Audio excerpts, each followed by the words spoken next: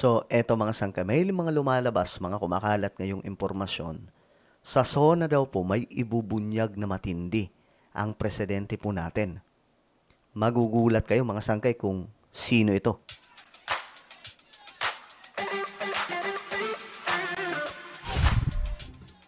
So medyo nakakagulat ng mga sangkay no kung totoo kung totoo na sasabihin ito mismo ng pangulo. Kasi may ibubunyag daw po talaga.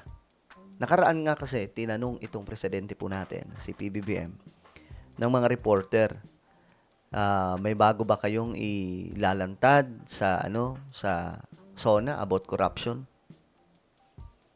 Alam niyo yung sagot ni PBBM? Tumawa lang po siya. Sabi niya, abangan niyo na lang yung next chapter, kumbaga.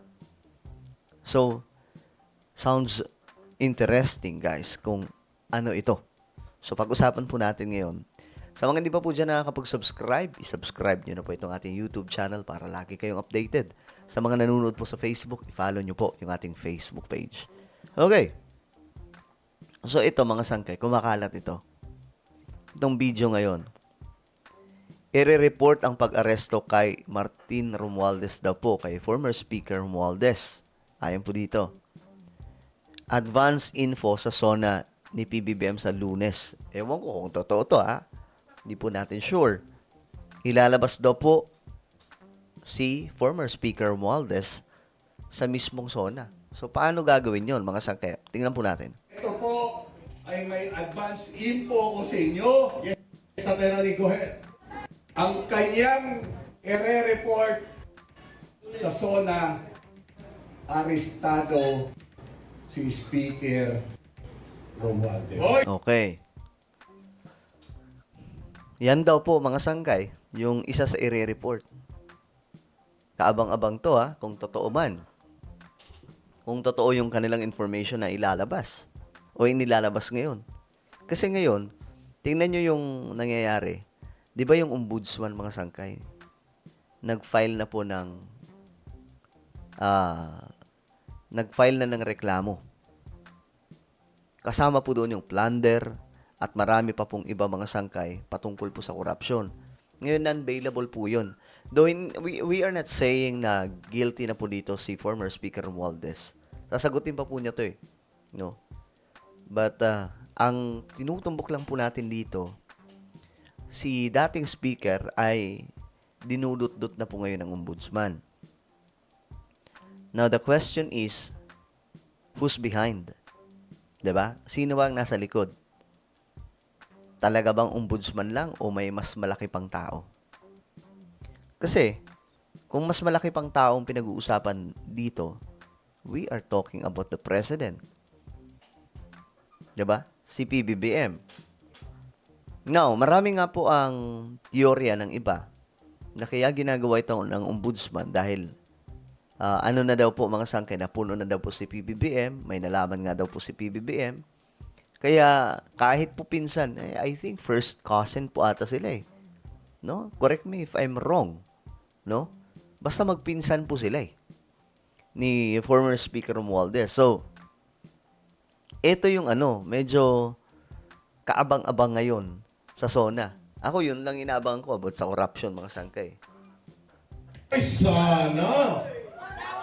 Pero tatay, Sa SONA, arestado si Speaker Romualdez. Ay, sana. Pero tatay Rani, Pero, ano yun? Explain please. pero, Yun na naman. nagsalita, hindi ako ang mastermind. Kaya, ang script na bago na. Dahil baka magturo. So, custody ngayon, lalabasan ng warrant. Aha. Nabago na naman, binago na naman ang istorya. Ang ire-report na lang sa Monday, sinampahan na ng kaso si Speaker Romualdez. Oh, Pero mabigat yun Kung kahit pabaguhin yung script, kung yun pa rin po yung kahit baguhin yung script, kung yun pa rin po mga sangkay yung pino-point out, na ituturo ni PBBM si Romualdez. Mabigat yun. Lalo na't magpinsan sila. Kung totoo man yung information, kahit baguhin. Kasi dapat daw mga sangkay, aanuhin na daw po. Ang tawag doon, dadakpin na. Pero dahil hindi pa daw po mga sangkay, ang ire-report na lang daw po ay kinasuhan na. Yun na lamang daw po. Parehas lang yun eh. Keso, inaresto o kinasuhan, same pa rin po yan mga sangkay. Mayroon pong pagtuturo, pino-point out.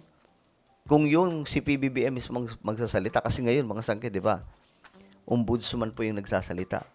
Pero pag si PBBM ang nagsalita, mabigat po yun. Kahit sabihin po natin, isipin nyo na lang pag sinabi ni PBBM. Ngayon, kayo mga kurap, mga wala kayong utang na loob sa taong bayan.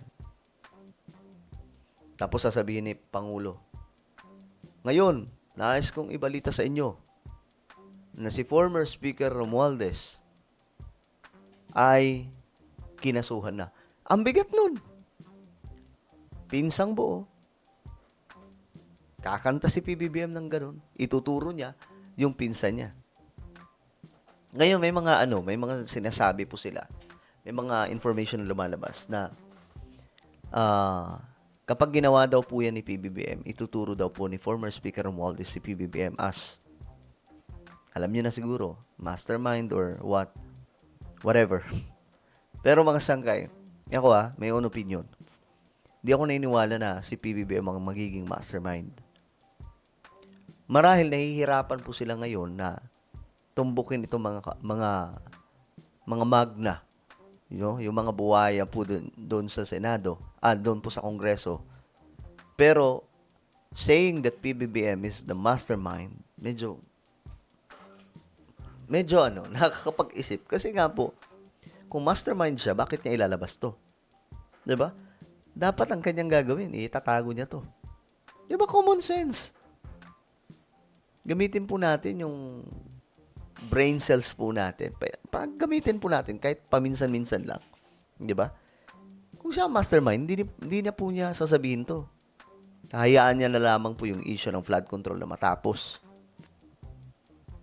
Kaso sinabi po niya siniwalat niya, hindi lamang po niya isiniwalat. Inungkat niya. Yung binungkal niya ang lahat ng sistema, mga sangkay, hanggang sa nalaman po ng mga common na Filipino na kagaya po natin. Di ba? So, well, kayo, I know po ang inyong opinion dito. No, just in case, ito na lang yung tanong ko, just in case papangalanan ni PBBM si former Speaker Romualdez sa mismong SONA, ano po ang inyong opinion dyan? Comment down below. Meron tayong YouTube channel. Ito po yung Sangkay Revelation. Hanapin nyo po ito sa YouTube ngayon din. Kapag nakita nyo na, i-click nyo po yung subscribe, i-click ang bell, at i-click nyo po yung all. Ako na po ay magpapaalam. Mag-iingat pong lahat. God bless everyone.